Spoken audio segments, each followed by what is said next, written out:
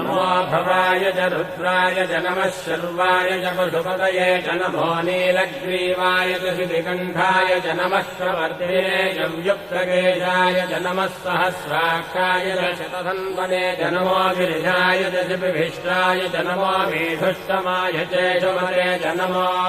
ह्रस्वाय च वामनाय च नमो बृहते च वर्षीयते च नमो वृद्धाय च संवृद्धने च नमो अग्र्याय च प्रथमाय च नमो आशवे चाजिराय च नमः शीघ्रियाय च शीघ्राय च नमः ऊन्याय चावस्रन्याय च नमः स्रोतस्याय च द्वीत्याय च नमो